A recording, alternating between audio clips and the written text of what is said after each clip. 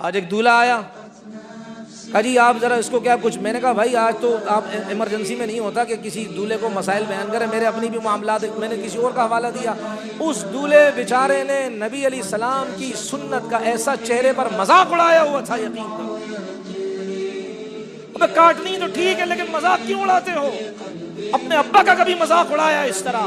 اپنی اماں کا کبھی تم نے اس طرح مذاق اڑایا؟ تمہیں لے دے کے نبی علیہ الصلوۃ والسلام ہی ملے، بیل بوٹیاں بنانا شروع کر دی، ڈیزائننگ کرنا شروع کر دی۔ کہا جی اس کے لیے کچھ مسائل، میں نے کہا بھائی ٹائم تو ویسے ہی نہیں تھا، جانا تھا کہیں، میں نے کہا بھائی وہ فلاں لڑکا ہے اس سے لے لو۔ مطلب دولوں کو یہ یاد ہے کہ یہ کام کرنے ہیں، یہ یاد ہے پوری رات اللہ کی نافرمانی کرنی ہے، لیکن یہ یاد نہیں شریعت کے مسائل کیا ہے۔ وقت ہی نہیں ہے جی، وقت ہی نہیں ہے ہمارے پاس۔ تو وہ بات کیا چل رہی تھی، وہ خاتون روز نبی علیہ السلام پر درود پڑھتی۔ کہا میں نے خواب میں دیکھا، انہوں نے کہا بھائی بزرگ نے کہا کہ ارے بیٹا آپ اپنا چہرہ تو ذرا پھیر دو، یہ آپ کا چہرہ دیکھنا چاہتی ہے۔ کہتی ہے جب اللہ کے رسول علیہ السلام نے اپنا چہرہ میری طرف پلٹا اور پھیرا، میری ہمت نہیں ہوئی نبی علیہ الصلوۃ والسلام کو دیکھنے کی۔ ایسی روشنی، ایسی تابانی، ایسی ضیاء، ایسی خوبصورتی، ایسے انوارات، ایسے مبارک چہرہ میں نے زندگی میں کسی کا نہیں دیکھا۔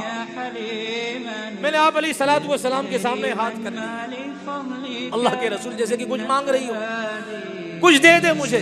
آپ علیہ السلام نے آگے قریب ہوئے، آپ علیہ السلام نے اور اپنا لعاب مبارک، تھوک کو کہتے ہیں ہم نبی کے تھوک کو اردو میں پہلے سمجھانے کے لیے کہہ دیتے ہیں، پھر اس کا ترجمہ تھوک سے نہیں کرتے، ادب کے خلاف ہے۔ لعاب مبارک آپ علیہ السلام نے تھوک ایسا کیا تو میں نے فوراً ہاتھ ایسی کی، وہ لعاب مبارک آپ علیہ الصلوۃ والسلام کا میری چادر، میری اوڑھنی، میرے دوپٹے پر پڑ گیا اور فوراً میری آنکھ کھلی۔ اور جب میں نے دیکھا ریل میں، حقیقت میں وہ دوپٹہ جو میرے جسم کے اوپر تھا اس پر اسی طرح کا لعاب مبارک تھا، میں نے سونگا، دنیا میں ایسی خوشبو میں نے نہیں سونگی۔ اور پھر میں نے اس وقت کے مولانا زاہد الراشدی صاحب جو بہت بڑے امام وقت ہیں اس وقت کے، ان سے میں نے رابطہ کیا، آئے تشریف لائیں، یہ خوشبو سونگے، خواب بیان کیا۔ انہوں نے کہا بیٹا پوری دنیا کے اندر ہم نے خوشبوئیں سونگی ہیں، اس جیسی خوشبو ہم نے کبھی زندگی کے اندر نہیں سونگی۔ نبی کی محبت ہے بھائی، شادیوں میں نبی کو مت بھولا کریں۔ چھوٹی چھوٹی بچیاں ہوتی پینٹیں پہنانا شروع کر دی، چھوٹی چھوٹی بچی ہوتی ہے بے حیاؤں والے لباس بچپن سے پہنانا شروع کر دی۔ یہ نبی کی محبت ہے۔ تعصل الہ وانت تظہر حبہ هذا لعمری فی الفعال بدیع لو کان حبک صادقا لاطعتہ ان المحب لمن يحب مطیع۔ ارے اللہ کی نافرمانی بھی کرتے ہو اور کہتے ہو اللہ کی فرما برداری کے ڈنکے بھی بجاتے ہو۔ اگر آپ کی محبت سچی ہوتی تو آپ نبی کے بتائے ہوئے طریقے پر عمل کرتے۔ وہ میری بہن رات کو سوتی ہے، وہ نبی پر درود پڑھتے پڑھتے سوتی ہے۔ آج میری بہنوں کو کچھ پتہ ہی نہیں ہے۔ ٹک ٹاک چلوانا سکھا دو بھائی، فیس بک کی آئیڈیا بنوانا سکھا دو بھائی، ناچنا کودنا سکھا دو بھائی، بس یہی کام رہ گیا بھائی۔ اور دعوے دیکھیں کہ ہم نبی کے ساتھ جنت میں، ارے نبی کے ساتھ جنت میں وہ جائے گا جو نبی کے طریقوں پر بھی زندگی گزارے۔ دل میں نبی کے صحابہ کا بغض ہو، معاویہ کا بغض ہو، جنت میں جائے گا۔ ابو بکر صدیق رضی اللہ عنہ کو نبی علیہ الصلوۃ والسلام نے ایک موقع پر فرمایا تھا، اے ابو بکر اگر کوئی تجھ سے نفرت کرے چاہے وہ 70 نبیوں کا عمل لے کر آئے، وہ جنت میں داخل نہیں ہو سکتا۔ اور یہ 70 نبیوں کا عدد جو نبی نے ذکر کیا، یہ کثرت کے لیے ذکر کیا، مطلب 1,00,000 کم و بیش 24,000 نبی سارے آ جائیں اور تم ان کے سارے اعمال تم ان کے کرو، وہ سب کا ثواب تم اگر لے کر جنت میں داخل ہونا چاہو، میرے ابو بکر کی محبت تمہارے دل میں نہیں آئے گی، میرا اللہ تم پر جنت کو حرام کر دے گا۔ اس لیے میرے محترم اپنے جوان بھائیوں سے گزارش کر رہا ہوں، نیت کریں انشاءاللہ شادیاں نبی کے طریقوں کے مطابق کریں گے، انشاءاللہ اپنے چہروں کو نبی کی سنت سے سجائیں گے۔ دلہن ہوتی ہے نا، دلہن جب ان کو سجایا جاتا ہے شوہر کے لیے اچھی بات ہے، اس کو انگوٹھی دی جاتی ہے انگلیوں کے لیے، بالیاں دی جاتی ہیں کانوں کے لیے، بریسلیٹ اور ہار دیا جاتا ہے گلے کے لیے، ناک کی لونگ دی جاتی ہے ناک کے لیے، پھول دیے جاتے ہیں سر کے لیے، مہندی دی جاتی ہاتھ پاؤں کے لیے، کیوں؟ تاکہ یہ اپنے خاوند کو اچھی لگے، بڑی لگے۔ میرے محمد صلی اللہ علیہ وسلم کے پاس اگر ہم اس حال میں گئے کہ ہمارے جسم پر نبی کی سنت ہی کوئی نہیں ہے، نبی کی سنت کو کی چھاپ ہی کوئی نہیں ہے، نبی علیہ السلام کی سنتوں کی مہر ہی کوئی نہیں ہے، اس وقت کیا حال ہوگا بھائی؟ اگر آپ علیہ السلام نے اپنا چہرہ انور ہم سے پھیر لیا کیا حال ہوگا؟ اس لیے اپنے نوجوانوں سے گزارش کرتا ہوں ہمت کریں، چھوڑیں اس معاشرے کو، یہ معاشرہ ہمیں کفر کی طرف لے کر جا رہا ہے۔ بقول ایک بہت بڑے اللہ والے شیخ الحدیث کے، اب معاملہ رسم و رواج کا نہیں، اب کفر اور اسلام کا معاملہ آ گیا۔ اب ہمارے یہ بچے نوخیز کلیاں یہ کفر کی دلدل میں جا رہی ہیں، ہماری بچیاں کفر کی دلدل میں جا رہی ہیں۔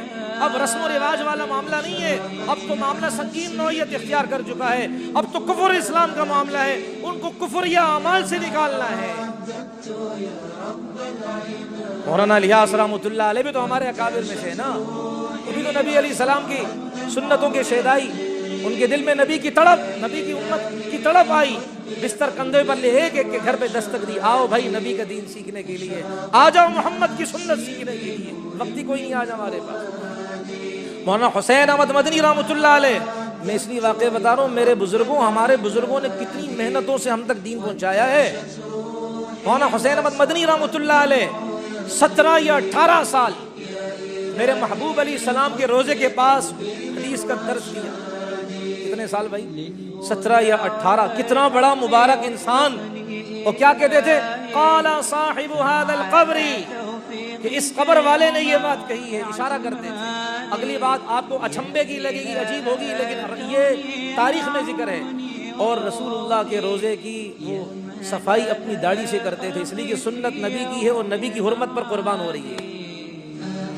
اور پھر جب پلٹ کر انڈیا آئے، ہندوستان کے تھے، اس وقت تقسیم کا معاملہ نہیں تھا، تو دارالعلوم دیوبند اس کے باغ میں انہوں نے فرمایا کہ کیکر کا درخت لگایا جائے۔ تو کسی بھائی دیکھے باغ میں تو پھول اچھے لگتے ہیں، رات کی رانی ہو گئی، چمبیلی ہو گئی، گلاب کا پھول ہو گیا، وغیرہ وغیرہ، یہ اچھے لگتے ہیں، لیکن یہاں تو فرما رہے کیکر کا درخت۔ تو کسی نے کہا حضرت کیکر کا درخت جس میں کوئی پھل نہیں، کوئی اس کا فائدہ نہیں۔ حضرت نے فرمایا بالکل، لیکن میں تمہیں تاریخ بتانا چاہتا ہوں، مسلمان اپنی تاریخ سے واقف ہو۔ میرے محبوب علیہ السلام نے بیعت رضوان کی تھی، لقد رضی اللہ عن المؤمنین اذ یبایعونک تحت الشجرہ، اللہ ان ایمان والوں سے راضی ہو گیا، ان ایمان والوں میں ابو بکر بھی تھا، عمر بھی تھا، عثمان کے لیے بیعت کی تھی، وہ تو مکہ مکرمہ میں تھے، یہ حدیبیہ کا واقعہ ہے، حیدر کرار بھی تھے۔ اللہ فرما رہے میں ابو بکر عمر سے راضی ہو گیا، اللہ فرما رہے ان ایمان والوں سے اللہ راضی ہو گئے جنہوں نے درخت کے نیچے بیعت کی۔ تو وہ درخت جو تھا وہ کیکر کا درخت تھا۔ حضرت نے فرمایا میں اسی کیکر کا درخت یہاں لگوانا چاہتا ہوں تاکہ ہم اپنی تاریخ سے اپنے اکابر کے ساتھ جڑے رہیں، تاکہ ہمیں جب اس درخت کو دیکھیں ہمیں نبی علیہ السلام کی اس سنت کی یاد آئے۔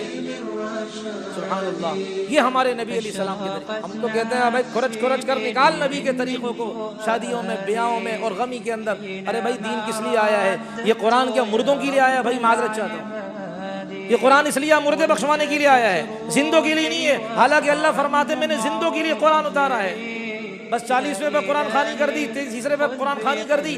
ارے زندہ کے لیے کیا مسائل ہیں، اس کی طرف توجہ نہیں۔ پوری رات اللہ کو ناراض کیا، اگلے دن بیٹی کے سر پر قرآن کا سایہ۔ ارے بھائی یہ ڈرامہ بازی اللہ نہیں چلنے دے گا، معذرت چاہتا ہوں۔ پوری رات اللہ کی نافرمانی۔ مولانا یوسف رحمۃ اللہ علیہ، مولانا الیاس رحمۃ اللہ علیہ کے بیٹے، اکابر تبلیغ کے جو بڑے بیٹے ہیں، اب مولانا الیاس رحمۃ اللہ علیہ کے بیٹے، ان کے پاس حکومت والے آئے، اور حکومت والے بڑے چالاک ہوتے ہیں، یہ گھیرنے کی پوری کوشش کرتے ہیں۔ حکومت والے آئے، حضرت ہم آپ سے فیصلہ کروانا چاہتے ہیں۔ تو ظاہر بات ہے اگر یہ فیصلہ کریں گے تو کچھ کی مخالفت میں، کچھ کی کیا ہے فیور میں ہوگا، اور تبلیغی انداز یہ نہیں ہے۔